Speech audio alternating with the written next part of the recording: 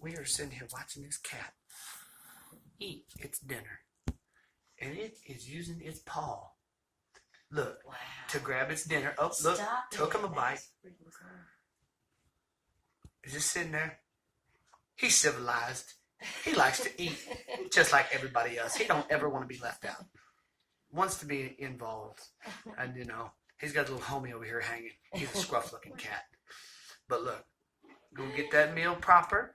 Eat with them hands. If only we could teach our children to do the same thing sometimes, it might make life just a little simpler. But this is our friend Tomcat. Everybody holler.